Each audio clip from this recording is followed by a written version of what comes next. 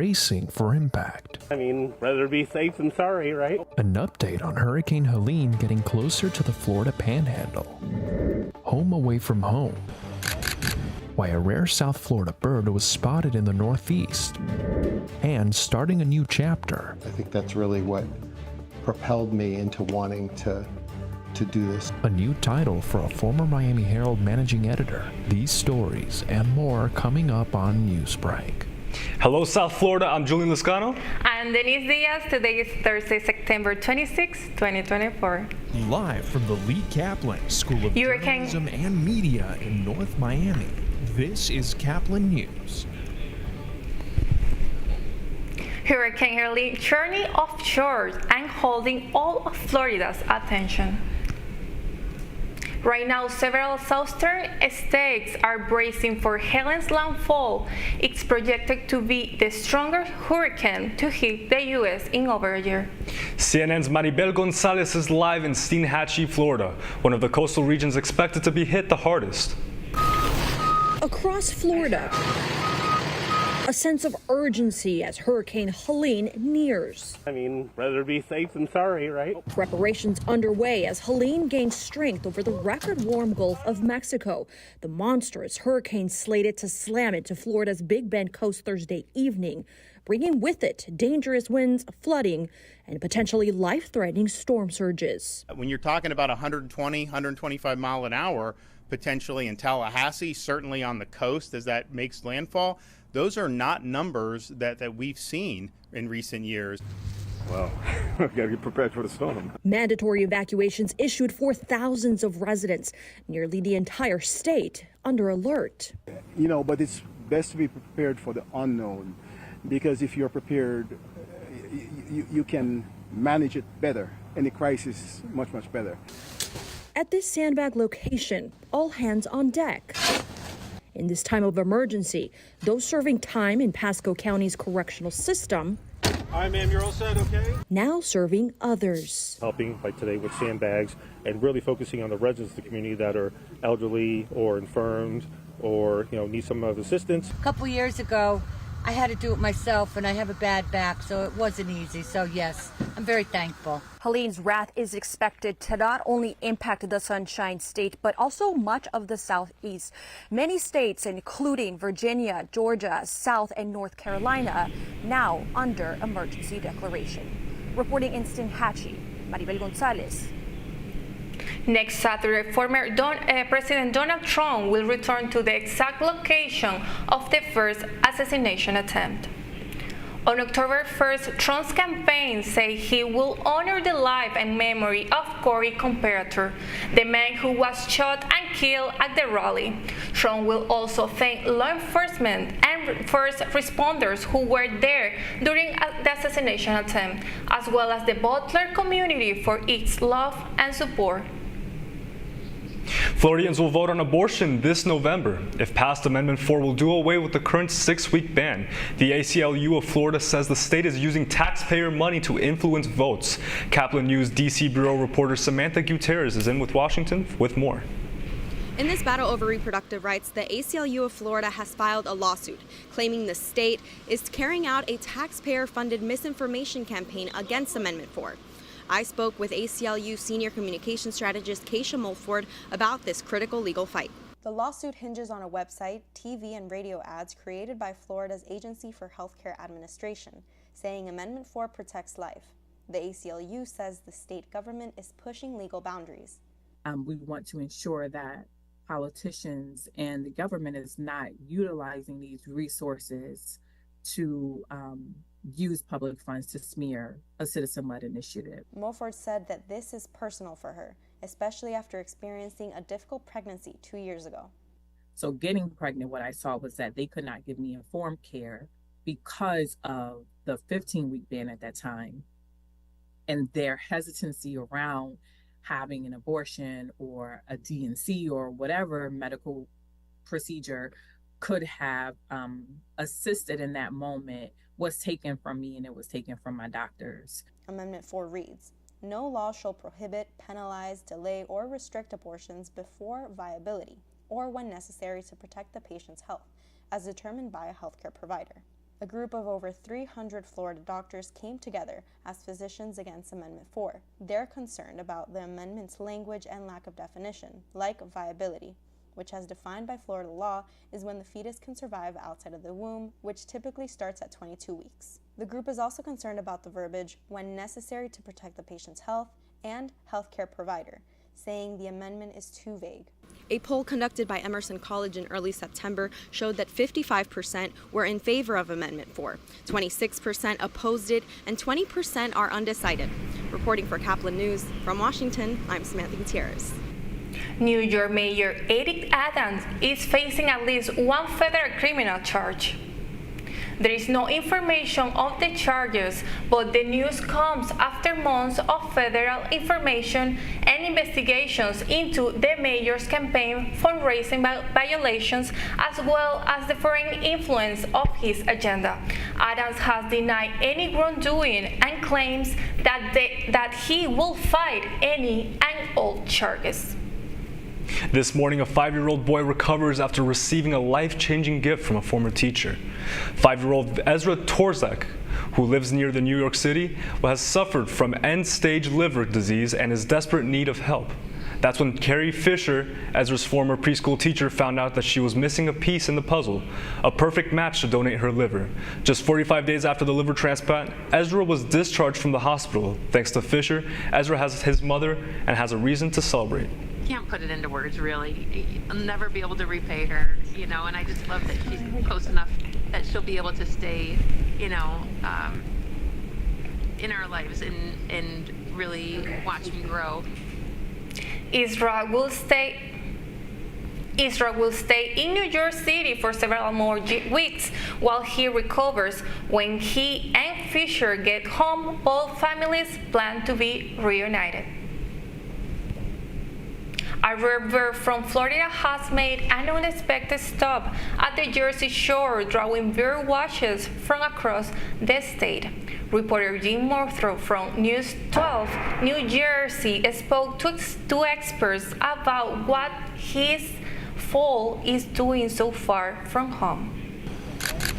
It's the shot of a lifetime, a rare roseate spoonbill resting in the Raritan Bay Marsh. I don't usually chase birds, but this was so close to home that, we decided to come down for the day. The loyal birders rewarded with this sighting. Photographer Donna McKnight snapped these images of the spoonbill earlier this week. It's the first known sighting in this neighborhood. Up until about 1938, the population was very low, about 20 nesting pairs in Florida. Now there's over 1,000. So there's more birds moving. There's more birds there, and more populations can shift. Grant says juvenile spoonbills often wander far from the nest, in this case 1,200 miles north of its native South Florida territory. When you start to see so many birds, the cool stuff, like the vagrants that show up, the interesting species that show up, that's the fun part. Seeing the random rarity, that's very enjoyable for a birder. Probably safer to be up here than in Florida right now anyway. Right. With the weather forecast, yeah. Experts say if the bird appears healthy and can gather food, it's in no danger and should not be approached or trapped, but admired for its pink and white beauty from a safe distance. Josh says eventually, when the autumn cold fronts start to sweep across New Jersey, the rare bird in these parts will eventually find its way down south, back where it belongs. We are in northern Monmouth County. Jim Murdoch, News 12, New Jersey. The annual rankings for the best colleges in the United States are out, and our very own university shined bright. For the first time, U.S. News and World Report ranked FIU in the top 50 best public colleges in the country. We clocked in at 46. It's FIU's highest ever placement on the list, and as for the best public university, the University of California, Los Angeles is number 1. The University of Florida hit number 7. Coming up, the Marlins hit a new milestone, but not a good one. That's still ahead, and so is the story. I was already interested in the news and reporting, but that's really what propelled me into wanting to do this. After the break, learn more about a seasoned journalist and his second act. Newsbreak will be back in 2 minutes.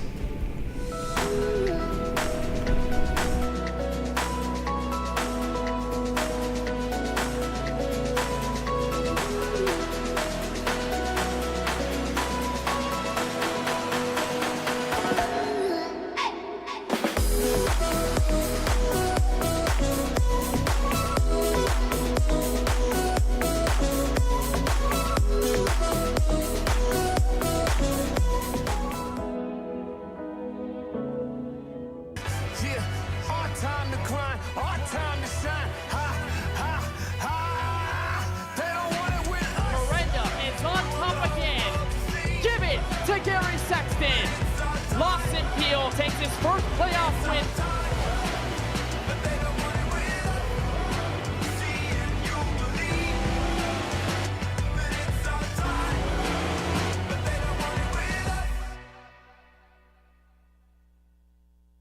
Radcliffe Art and Design Incubator is the velocity accompanying the fellow's rudder, as in a boat. Unless there is movement or action, the planned direction is of little consequence. We encourage the creative ideas into action, and from the experience of doing, we critically assess the feedback, adjust, and set out to rediscover the potentialities of an entrepreneurial mindset.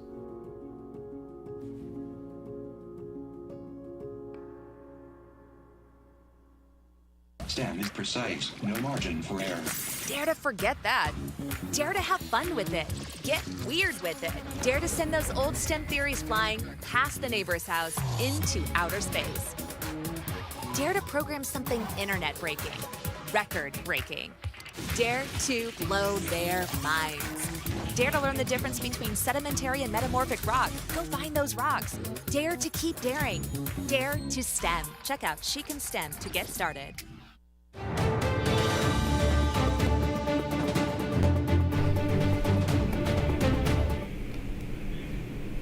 A new adventure for a well-known South Florida journalist.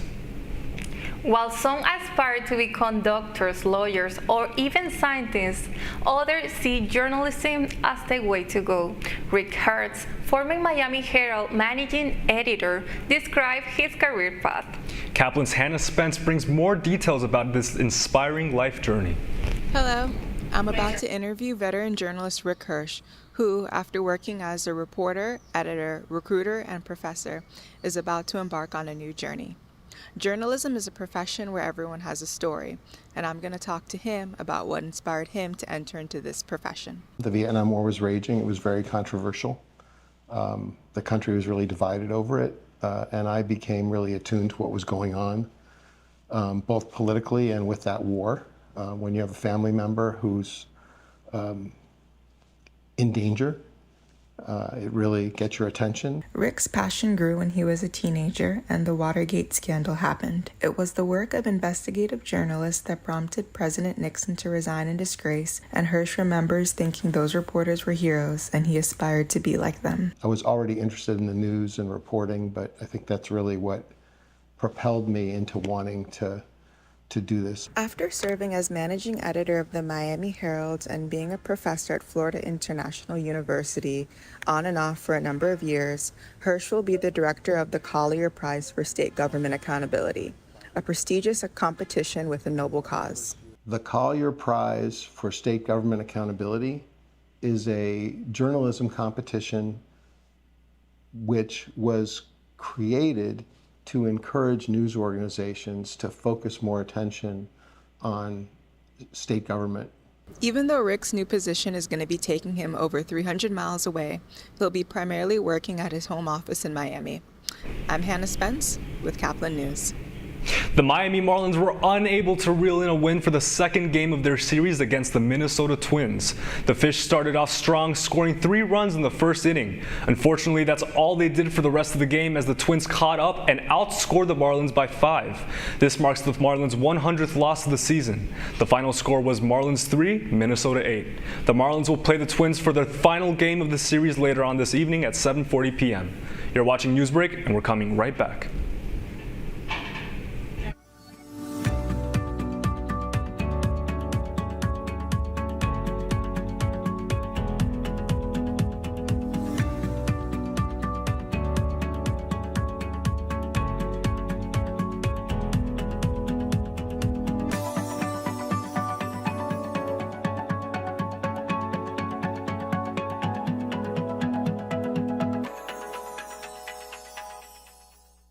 See us dream.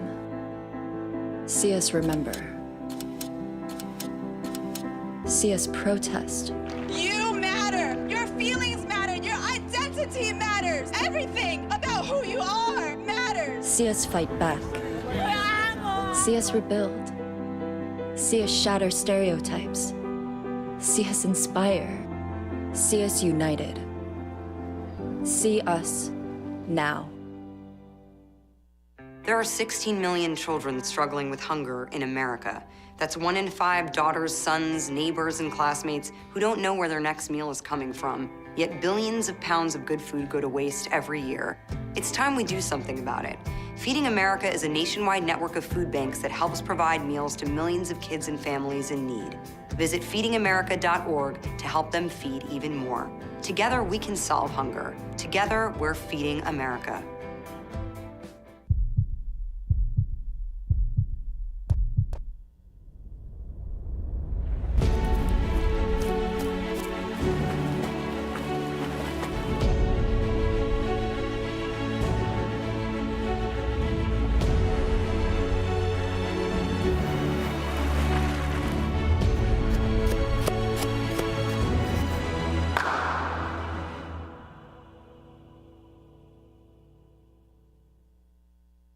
Oh my goodness. That's all the time we have for Newsbreak. I am Denise Diaz. I'm Julian Lascano. Get more news anytime at caplinnews.fiu.edu.